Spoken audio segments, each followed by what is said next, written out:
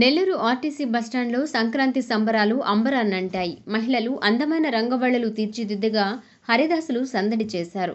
బసవన్నల రాకతో ఆర్టీసీ ప్రాంగణం పండగ వాతావరణాన్ని సంతరించుకుంది. ముగ్గుల్లో గొబ్బెమ్మలను ఏర్పాటు చేసిన మహిళలు పాటలు పాడుతూ సందడి చేశారు. ఈ వేడుకలకు హాజరైన RTC zonal chairman Sannapareddy Suresh Reddy ఉద్యోగులకు పండగ శుభాకాంక్షలు తెలిపారు. వేడుకలలో సురేష్ రెడ్డి మాట్లాడుతూ సంక్రాంతి పండుగ హిందువులకు పెద్ద పండుగని, పెద్దలతో పాటు పశువులను, ప్రకృతిని పూజించడం ఆనవాయితీగా వస్తోందన్నారు. ప్రతి ఒక్కరూ సంక్రాంతిని ఘనంగా జరుపుకోవాలని ఆకాంక్షించారు. మన ఏపీఎస్ఆర్టీసీ నెల్లూరు నందు దక్షిణాది రాష్ట్రాల్లో ప్రజలందరూ కూడా ఎంతో ప్రాధాన్యతతో అందరూ కూడా చేసుకునేటువంటి పండగ ఈ యొక్క సంక్రాంతి పండగ. అలాంటి సంక్రాంతి పండగని భోగి అని, సంక్రాంతి అని, కనుమ అని మనం పెద్ద ఎత్తున జరుపుకుంటాం.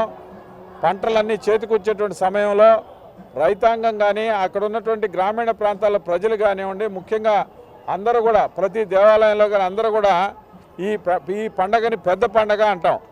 అంటే ఈ యొక్క సంక్రాంతి, అదే రకంగా పొంగలని దక్షిణాది రాష్ట్రాల్లో చాలా విశేషంగా జరుపుకునేటువంటి పండుగ ఇది. ఈ పండుగ కుల మతాలకు అతీతంగా అందరూ జరుపుకునే పండుగ ఇది.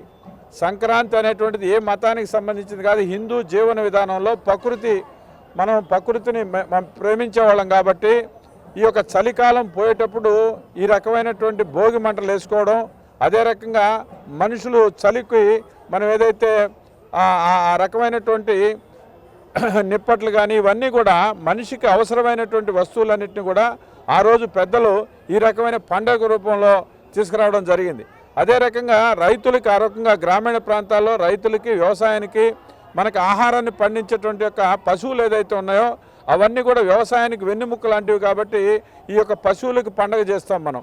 అదే రకంగా ఈ యొక్క ప్రకృతిని మనం గౌరవిస్తాం, ఆరాధిస్తాం. అందుకనే ఈ పొంగళ్ళు పెట్టుకోవడం కానీ, భోగి పండుగ చేయడం, పిల్లలకి భోగు కొలుపు కోయడం ఇవన్నీ కూడా మన సంస్కృతిలో ఒక భాగం. తరతరాలుగా లక్షల సంవత్సరాల నుంచి యొక్క సాంప్రదాయం కొనసాగిస్తూ ఉన్నాం. ఈ సాంప్రదాయం ఇలాగనే కొనసాగాల.